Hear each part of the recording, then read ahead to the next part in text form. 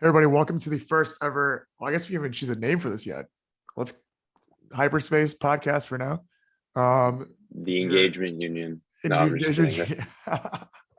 This is your one of your hosts, Brian John of Hyperspace, here with Benny of Hyperspace, Ben of Hmm. Hyperspace, Yeah, not Ben, associated with Benjamin. not associated with Benny Threads or Benny Spaces. Um, we Benny, why did we decide to start this podcast?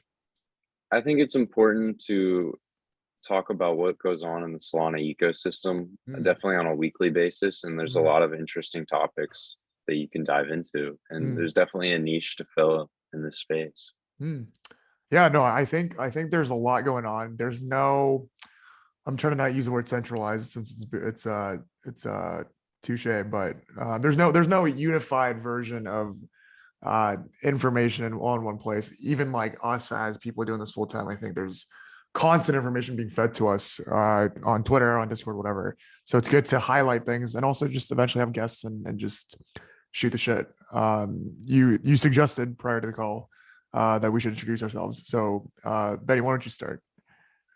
Hi, I'm Benny. I'm just a casual NFT Gen now working at Hyperspace, focused on bringing seriousness to the space. Whew, bring seriousness to space. Yeah, the space needs to become more serious.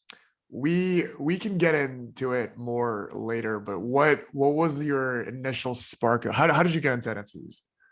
I had a friend talk to me while we were playing like video games, for example. He was Hmm, talking about NFTs. I had known about like Bored Apes beforehand and hmm, whatnot, and just the crazy money that was going into it. And then he was talking to me about Solana, which I had known, but like I didn't know about the fees, for example. hmm. And that's what really drove my interest was the low fees and like people were making money. So I decided to dabble into it. I wanted to mint the Federation Foxes, but I was unable to due to Coinbase. Yikes. Um, and yeah, I got into a community called Snacks because they were free. And yeah, that's pretty much it. And just made a bunch of friends and like it's a real community. So Hell that's yeah. kind of how I got Hell yeah. interested. Uh, my name is Brian. I work for Hyperspace. My introduction to NFTs is slightly different. So back in August, I went to this dinner with some of other members of Hyperspace. Back then, Soul Analysis, and this was when DJ Nate just minted, and Solana was like starting to boom. Solana summer, and I remember getting asked the question, like, Brian, like, what do you know about NFTs? And I remember my initial first sentence back to it was like, yeah, NFTs are a scam. And they were like, ah. And then they asked, like, have you heard about Solana? And I said, I had no idea. And now here I am doing this full time. So yeah, I think people have different journeys into NFTs. I've heard of anything and everything from like my side of like I thought it was a scam, and I've learned that there's non-scammy parts of it. And then to your point of like figuring it out through the internet, realizing how cool and fun it is, realizing you can make a living out of it. Um, but I think on that note, yeah, back in August, for those of you who don't know, Hyperspace started as Soul Analysis. Um, the team saw a need slash demand for analyzing Solana NFTs. This was back when there's not 50 projects launching a day, but there's only a handful, and we instantly saw a need for NFTs to be not only analyzed but tracked and ultimately traded. So began as soulanalysis.com, and now we're hyperspace.xyz. And we are a marketplace aggregator. Benny, what does marketplace aggregator mean, and what other things do we do at the bodega here?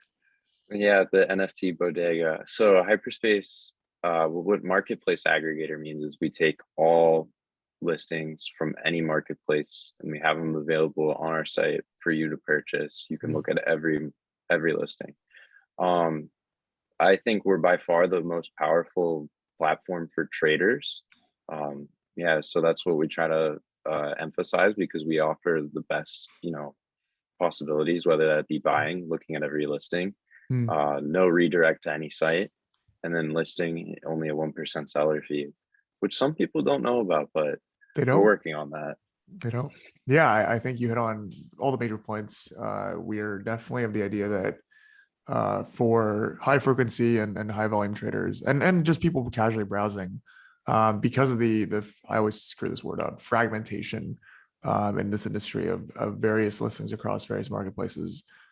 We see value in being able to see them all in one place, being able to sweep it all across all place, truly seeing the true floor for all collections. And recently we implemented a way for projects to basically be listed the moment they start minting, because we truly believe that people, when they have ownership of an NFT, they should be able to trade it whenever they want. And then to your fun little point, I forgot which marketplace, and I'm not shooting any shots here.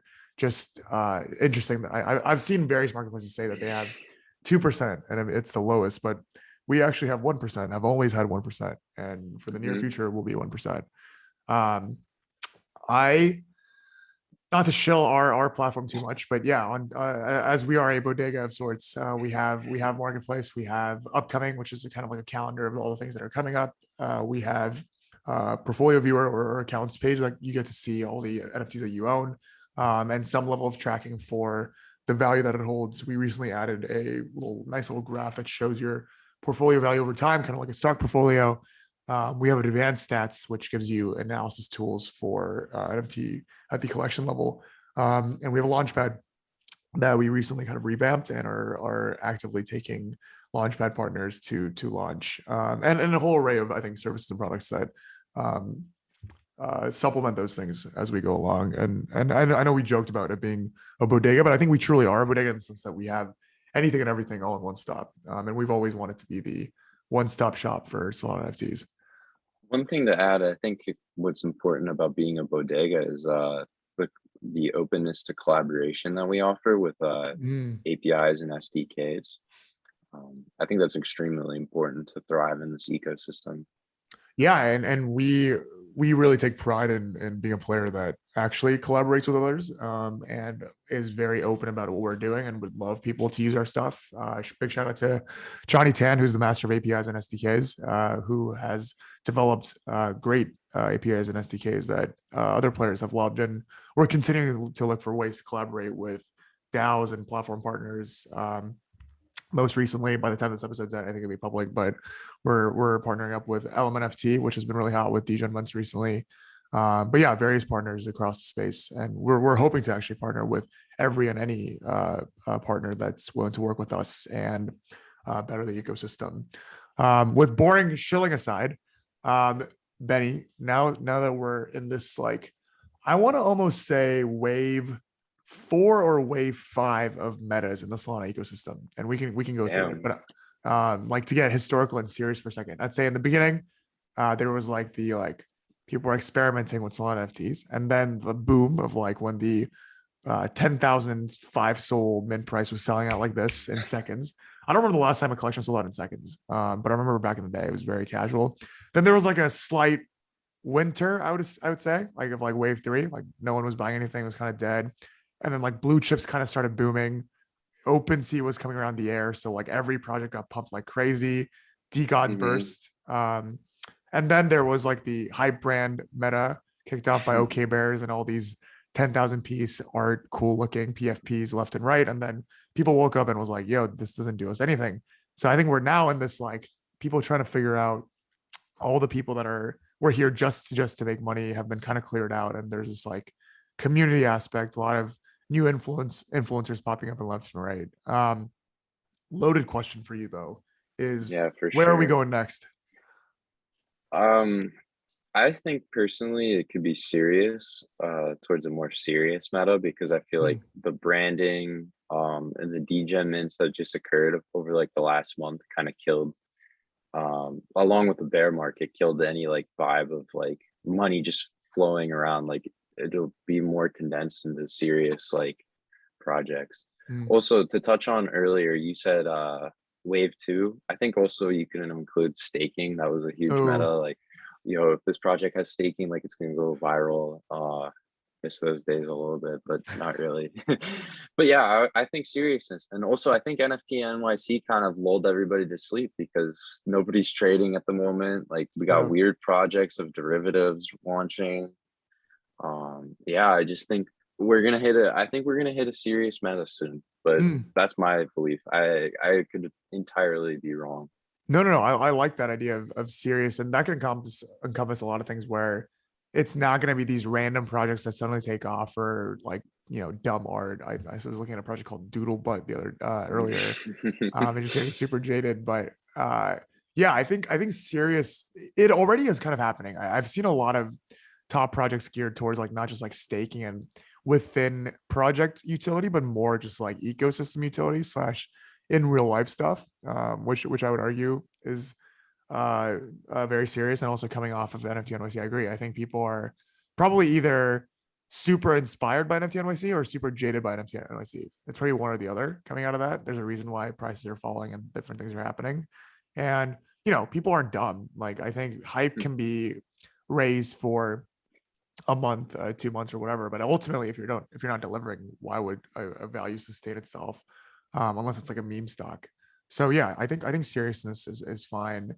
Do you think as relative pioneers of the space, and I think I've become more like pat myself on the back recently about like how early we are relatively.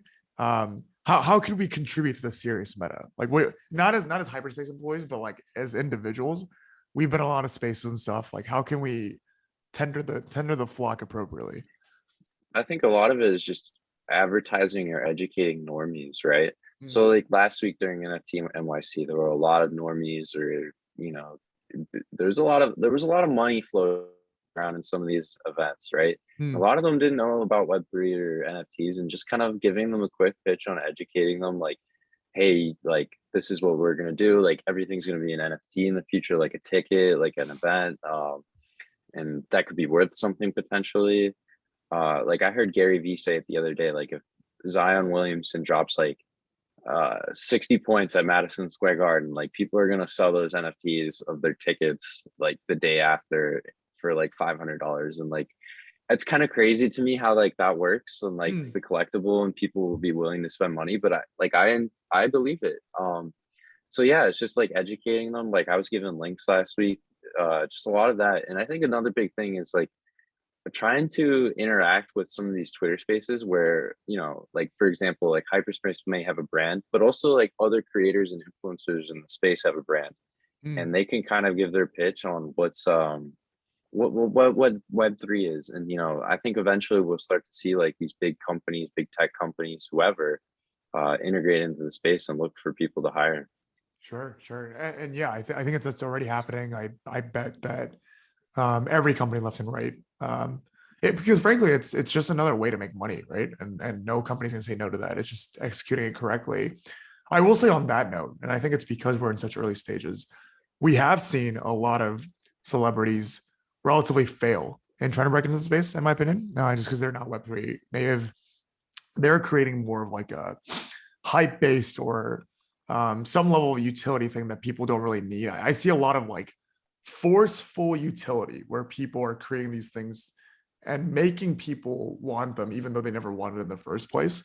What's it going to take for an actual large scale NFT project slash celebrity back thing to actually work? Because frankly, like outside of like Gary Vee, I don't think I've ever seen a single like properly executed celebrity backed or big entity backed NFT to date, at least on its Solana. Yeah, so I was just thinking of that. Like, I remember 6ix9ine launched an NFT. It was just like art and nothing after that. Like, Yep. it was pretty much a cash grab. So there's definitely a problem with that in the space. I just think, as weirdly as it is, it'll be like more of like a security approach, which Mm, will be controversial later down the line, and we'll see whether the FCC enacts anything. But like they're gonna bring like a product to the market, whether that be like coffee or something, like sure. like they're gonna have something of substance that they can like build out as a brand. And I think some of them have actually like been doing successful. Like I think Snoop Dogg is gonna roll something out with like I remember talking to him, or not talking to him, but like hearing him mention like Bored Ape Yacht Club, and like how he could open up a franchise or something, what with regards to weed or burgers or something. Sure. Designs definitely. I disagree with the whole branding take of like Bored Ape Yacht Club, but like I get it, and it'll Mm. definitely be implemented in some way. Hmm. Yeah, and I actually I know someone relatively personally that I'm connected to on LinkedIn. He owned a Bored Ape, and then he opened a burger franchise based off that Bored Ape under the like legality that he owns that as a branding asset, and it's done super well. I think it's called Bored and Hungry or something like that. And he's opened other restaurants before, so he clearly has experience. But yeah, that's definitely one avenue of doing it. I think the issue becomes a lot of celebrities come to the space expecting that their following would just automatically buy NFTs, and some of them have 10 million people that are following, and you think like out of the 10 million, uh, 10,000 of them would buy it. But I think getting 10,000 people out of 10 million to buy something is incredibly hard, especially if they're not Web3 native, and onboarding Web3 people is very very hard. Like the whole getting the wallet aspect and what value does this actually bring kind of thing. Which Yeah, which, for which sure. yeah, which is ironic to me because if a celebrity sold a physical good like a merch like figurine, they would instantly Mhm. sell 10,000. But I think people are still relatively allergic to NFTs. I agree. I think the mass majority of people, right, they are allergic to NFTs, and they still kind of probably are under the assumption that it's a scam. Hmm, And rightfully so in some regard, because there are a lot of scams popping up. Like this is every day there's a scam popping up, and you have to be careful of what you're buying into. And there's sure. also a lot of soft drugs. So that's why I'm advocating for serious in this space. And I hope Hmm, like, you know, like Hyperspace, for example, has a responsibility to try to bring that. for And I sure. feel like a lot of other companies and marketplaces have that responsibility as well. Yeah. One example I was thinking of was like Lonzo Ball is launching an NFT, Yep. and maybe I'm just uninformed, but right now I don't know the utility of it. I've just heard of it as like a membership NFT. Right. And he's able to sell that out probably because he's one of the larger influencers Correct. or NBA players because he's got like tens of millions of followers. But I'm just a little skeptical of stuff like that at the end of the day. I just feel like if celebrities maybe attach their name to a product and launch it as an NFT, they'd be better off. Um, because like again, not to add on, but there have been so many like celebrity influencers who have attached their names to themselves, and at the end of the day, it just ends up being like a rug or a scam or a soft rug most of the time. Yeah, I think not to get overly philosophical or sociology uh, nerd here for a second, but it makes sense to me why that happens because these celebrities they have immense influence, immense power, and I would assume 9 times out of 10, someone approaches them with this idea. I don't think Lonzo Ball was like, well, he might have, but as an Yeah, example, no, I don't think I Lonzo Ball was like, I'm going to launch yeah. an NFT. Probably some marketing guy under him or some guy that he met at a party was like, hey, you should launch an NFT. And Lonzo Ball goes, oh yeah, sure. Just put my name onto it, get me some commission, and you guys run with it. I have a feeling that most celebrities that do this almost have zero input into what they do. In fact, many of them probably have no idea what is happening with this NFT project. They have one of their people run with it. One of their people uh, makes it called the Lonzo Ball NFT and then creates it and keeps saying there's a utility, there's a utility. Lonzo Ball is personally attached to this project. They sell out. He tries to get in touch with Lonzo Ball. Lonzo Ball probably stops communication eventually, and then the project kind of dies. And in some ways, you could say it's no one's fault because all parties involved did their respective responsibilities. It's just that they never fully carried it out. But the issue becomes when the person that the project is tied to no longer cares about it or never cared about it. Then of course it's going to go nowhere. It would be almost as if like Frank D Gods was famous pre D Gods, created D Gods, put his name on it, but then never cared about it. Like the reason why projects like D Gods works is because the man in He charge, cares the about it. man Yeah. he cares about it, and he's a Web3 native, and he knows what he's doing uh, in detail. But celebrity projects don't work because celebrities technically aren't involved, and I think people are somehow still tricked into thinking that these celebrities are hands on these projects. All they're doing is lending a name so that it sells out. Yeah, with regards to Lonzo Ball's NFT, uh, I looked at their Twitter real quick. Sure. This is funny. They're jumping the Web 2 to Web 3 gap. That's their quote. And for those who are uninformed, the people say that all the time in this space, bridging the gap from Web 2 to Web 3. Straight up. And a lot of that is valid at times, and it's definitely a priority for a lot of people in this space, but it's overplayed by these projects who are claiming branding, and truly at the end of the day, just a cover up for providing very little to the space. Dude, I mean, I kind of subtweeted about this recently, but like the number of AMAs I've been on where people are asking these projects that thousands of followers, you look at their board or like their advisor list, and it's all names you've heard of. And then you ask the person, like, so what does your project actually do? And they're just deflection after deflection of like, oh, but we have this person on the board. We're talking about this project. We have these connections, this amazing art. It's about the community, Web3, Web2 in real life. And no substance. And like, I think that's just part of innovation. And you could argue that there's a difference between creating a vision versus actually executing it. And you could, continuously say there's going to be something, there's going to be something, and a lot of the space is anticipatory. But I'm afraid that many projects truly have no idea what they're doing. Everyone involved thinks the other person is going to get it done.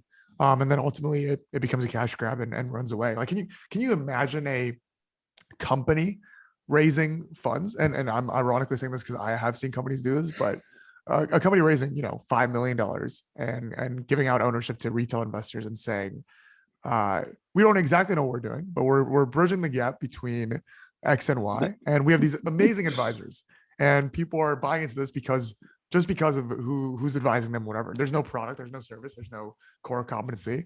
And I see a lot of it happening in the NFT space, and I truly hope that that the serious meta comes through, because otherwise, like, this space is probably not sustainable at its current rate.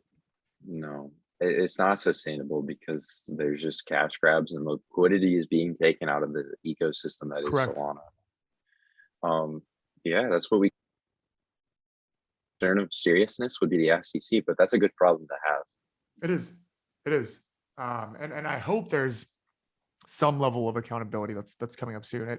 This reckless behavior, both on the buyer and the seller's part, comes from a lack of accountability. And of course, there's positives to that, in terms of being decentralized and doing cool stuff without strict regulation. But at the same time, I think it allows for a lot of bad players to come in and out, left and right. I was doing this exercise the other day just because I was bored, and this tells you how full time we're on this. But I was going through every sold out collection in the past X months and seeing when the last time they tweeted something was. It's ridiculous how many projects are just outward. They're not even pretending to care anymore. They're not They're even just not tweeting. They're not even tweeting GM. There's not even acting like they care. It's wild. How do you find the data for that? Did you run like a script or No. did you This just is do it like yourself? straight up like going on our front page and looking at just clicking the Twitter links of all the projects that are listed. Because at least back in the day, we only listed projects when they're fully minted. So we know for Yeah. a fact that they're all fully mints. Well, how many? What's like the number?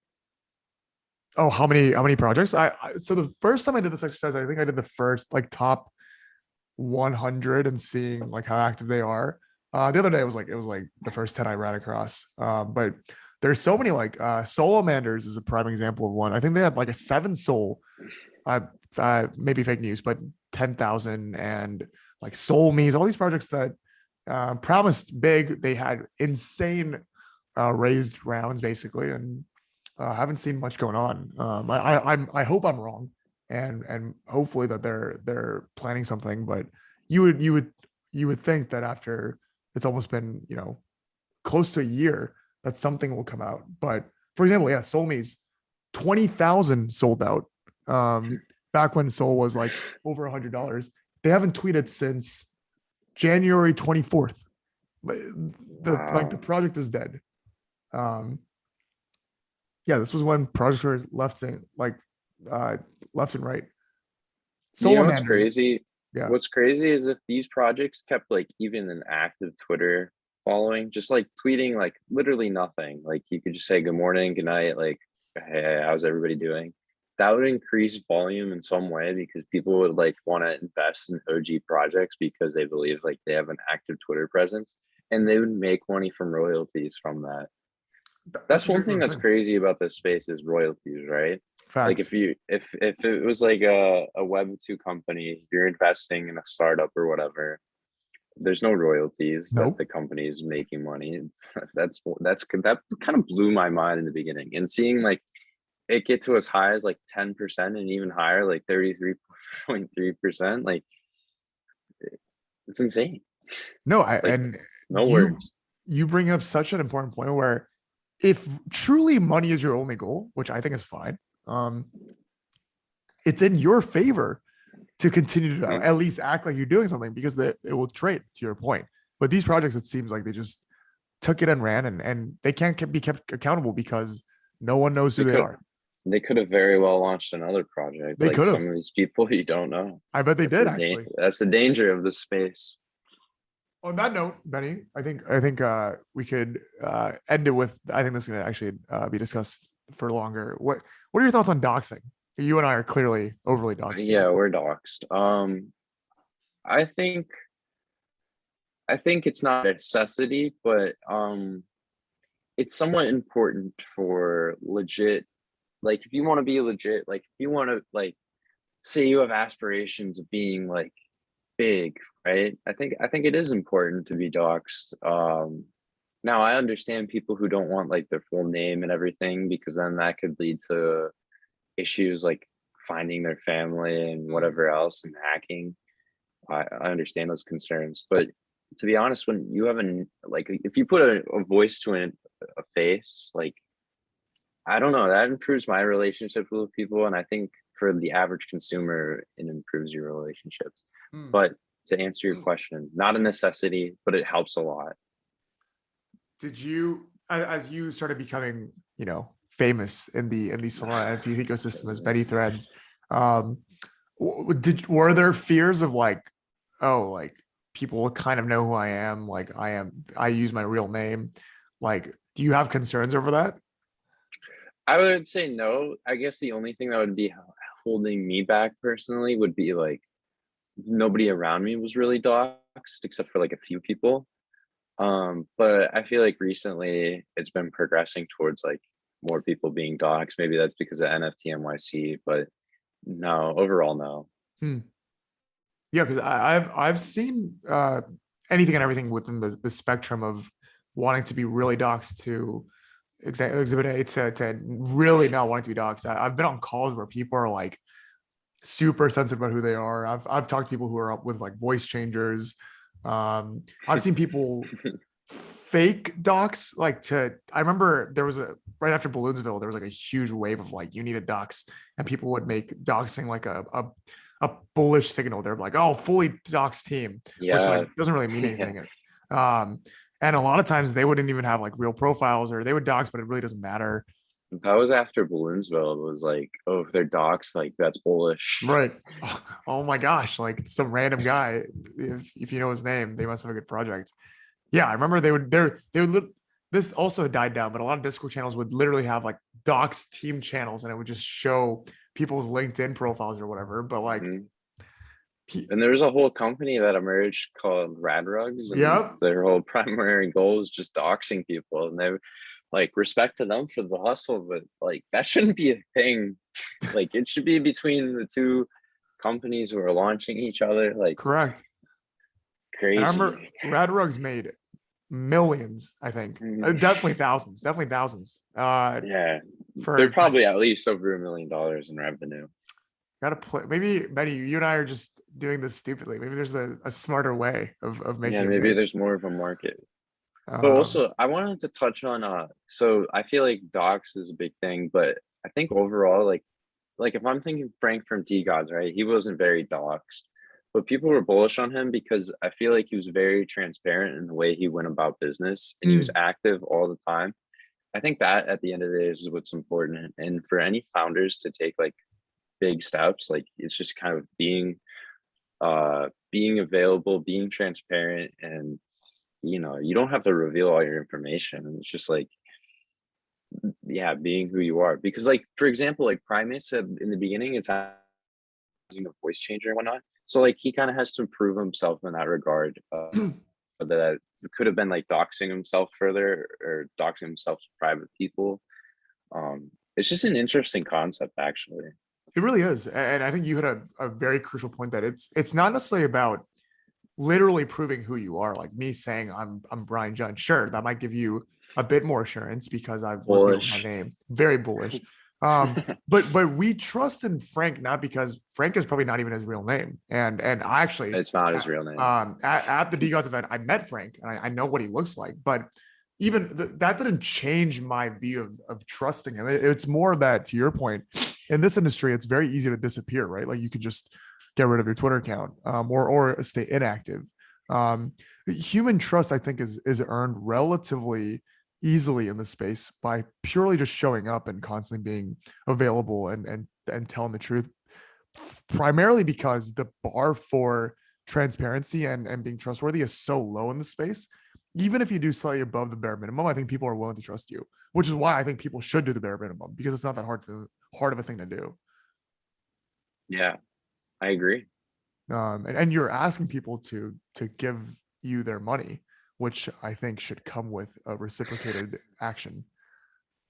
For a while, it didn't matter what they said; it just mattered what launchpad they were on. But bear market vibes are saying it's different now. It's very different. And the fact that what launchpad you're on was a bullish signal concerns me. And I hope that era never comes back again because that's not how these things work. I made this reference yesterday, but like the medium at which something is being sold on should not tell you whether or not something is legitimate. You should be actually. I'll make the like Etsy and Amazon comparison. It does work in the sense that you will know that it will be delivered properly if you use Amazon, right? But you don't know you can't. Amazon's not assuring you that the toilet paper that you're buying on it is going to be of top quality. They're assuring you that it will be delivered to your door. That's the whole point of a launchpad. It's to make sure that the mint goes smoothly. Could you argue that certain launchpads tend to do a better job of deciphering between good and bad projects? Sure. But I think we've come to the point now where there's only a handful of projects, maybe 2 to 3 a week, that are top quality projects. And there's 40 million launchpads. So not every launchpad is going to have a top quality project. And so, yeah, you should see launchpads more as a tool. And whoever got the project probably just was better at negotiating. And I think that's in line with your thesis of a serious meta. Yeah, I think it's progressing towards that as projects are now starting to fail to mint out. Because they're just at the end of the day, they're not quality projects. They don't have a quality roadmap. And why would I want to put my money there it's gonna go under mint like within 24 hours? And even quality projects that like what like I believe in, they're going under mint. It's just a shit show at the moment. It's hard. It's hard for projects. So you gotta, I think that's why I think we're gonna progress towards a serious, because the bear market's gonna create this like my money feels like less, and like I need to be strategic with where I invest. Let's just hope that DGODS and Duppies doesn't mess up the whole ecosystem by being too hyped, or maybe it progresses the ecosystem. Sure. That's a case study that's going to be so interesting to me, because he's done an amazing job with marketing, and clearly like 90% of people in the Solana ecosystem know what's going on there. It's just whether it's like too hyped, and I think that's a problem sometimes, because whether you can grow into that or it'll just set up your standards like a 10x right away off mint, or like Sure. and their standards of maybe it's like 2x or 3x. That's always not good at the beginning. Like you need to No. grow into that growth, and that's one thing that propelled DGODS in the beginning is growing into that growth, and not just being a straight like pump and dump. For sure. Yeah, and that reminds me of, I don't know if you're familiar with the show, but that reminds me of the scene from Silicon Valley where one of the VCs advises the main character to actually take less money from the VC because you don't want to hit a benchmark and then have to meet that benchmark continuously up. You're right. The reason why I think DGODS did well, one of the reasons why, is because they started at 4 SOL, and it was 4 SOL for a while, and then like 8 SOL, whatever, and then all of a sudden it started booming. Once you set an expectation like that, it's very hard to meet expectations. And it's bound to come down. Like Duppies can't go up forever. And I think Frank knows what he's doing. He's definitely a marketing guru. And I would assume, not financial advice, more personal opinion, that Duppies will do well. But I think it's become a ecosystem problem where I think Duppies, everyone is anticipating it to be like the catalyst for the new revamp of Solana, because clearly it's been a pretty like dry spell for a while. And I'm very interested to see what it's gonna go for, because to your point, let's say fully mints out right after it's going for 4x, 5x, 10x, it's bound to come down again because there's limited liquidity. Like people don't have unlimited cash Yeah, flow. especially in the ecosystem currently. I think Exactly. that the Reptilian Renegade and Trippin' Eight, like that kind of week, really took things down for a turn.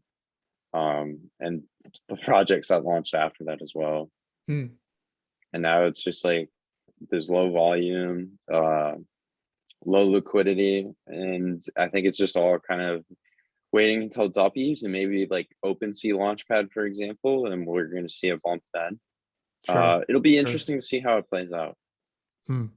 Are you looking to get one?